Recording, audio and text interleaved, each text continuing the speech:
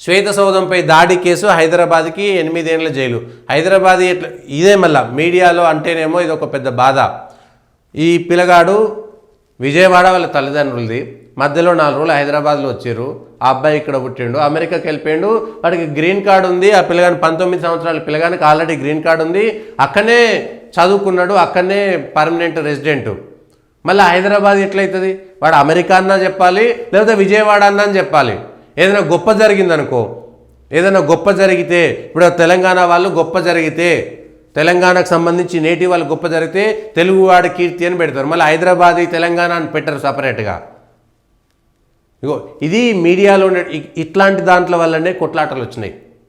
ఇట్లాంటి వ్యవహారాల వల్లనే కొట్లాటలు వచ్చినాయి. వాడిని హైదరాబాద్ అని చెప్పడానికి తెలుగు కూరాడని పెట్టవచ్చు కదా. మరి వాళ్ళ బేస్ అయితే విజయవాడనే కదా, పోనీ విజయవాడ కూరాడని పెట్టవచ్చు కదా. వాళ్ళ తల్లిదండ్రులు విజయవాడ కదా. మరి వాడు హైదరాబాద్లో పుట్టింటే మరి అమెరికాలో వాడిని గ్రీన్ కార్డు హోల్డర్ కదా అబ్బాయి. అమెరికా అబ్బాయి అనే పెట్టాలి, లేదా తెలుగు మూలాలు ఉన్నటువంటి వ్యక్తి అని పెట్టాలి. నిన్న గుకేష్ చంద్రశేఖర్ అనేటువంటి చెన్నై అతనేమో ఆయనకు చెస్ ఛాంపియన్ అయితే ఆయన తెలుగువాడు అని చెప్పుకున్నారు. మళ్ళా రాజమండ్రి ఇంకెక్కనో అని చెప్పుకున్నారు. చెన్నైలో సెటిల్ అయ్యారు, చెన్నైలో పుట్టిండు అబ్బాయి.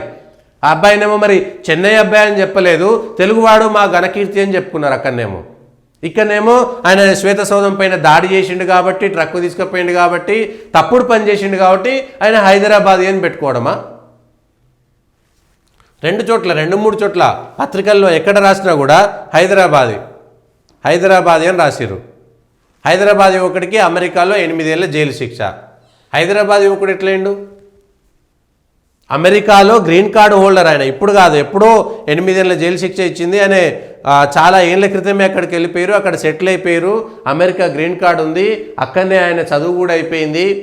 వాళ్ళ తల్లిదండ్రులు విజయవాడ, మధ్యలో కొద్ది రోజులు హైదరాబాద్లో ఉన్నారు, అక్కడ వేరు. మరి అదే గుకేష్ అనేటువంటి వ్యక్తి చెన్నైలో పుట్టి పెరిగిండు కదా అబ్బాయి. మరి చెన్నైలో ఉన్నాడు, అక్కడ ఛాంపియన్షిప్ తీసుకున్నాడు. చెన్నైలోనే ఆయన చెస్ కోచింగ్ మొత్తం తీసుకున్నాడు. ఆయనను మరి చెన్నై వ్యక్తి అని చెప్పుకోవచ్చు కదా, తెలుగు మూలాలు ఉన్నటువంటి చెన్నై వ్యక్తి అనొచ్చు కదా. కానీ ఆయనను మాత్రం తెలుగు కుర్రాడని తెలుగు వాళ్ళందరూ కూడా ఓన్ చేసుకున్నారు. ఈయనను మాత్రం హైదరాబాద్ అని తెలుగువాడు కాదంట, మళ్ళా విజయవాడ మూలాలు ఉన్నటువంటి వ్యక్తి కాదంట, కానీ హైదరాబాదీ వ్యక్తి అంట. ఇగో ఇట్లాంటి రాతల వల్లనే తెలంగాణ ఉద్యమం అనేటువంటిది వచ్చింది. ఇగో ఇట్లాంటివి చేయడం వల్లనే మంచి జరిగితే మనదంతా, మంచి జరగకపోతే మాత్రం మాకు సంబంధం లేదు. చెడు జరిగితే అవతల వాళ్ళ మీద నెట్టేయడము. మేము వ్యవసాయం చేసినాం, వాళ్ళకి వ్యవసాయం నేర్పడం, మేము తిండి తిన్నాం, వాళ్ళకి తిండి తినిపించినాం, వాళ్ళకి తిండి తినడం నేర్పించినాం, మేమే. ఇట్లాంటి వ్యవహారాలు చేయడం మీడియాది కూడా అంతే బాధ్యత.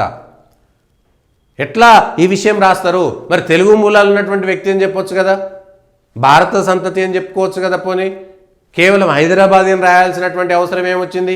పోనీ ఇక్కడ మొత్తం చదువుకున్నాడా? ఇక్కడ పుట్టిండు, 4 రోజులు ఉన్నాడు, అమెరికాకు వెళ్ళిపోయిండు. అమెరికాకు సంబంధించినటువంటి పౌరసత్వం కూడా ఉన్నది ఆయనకి అఫీషియల్గా.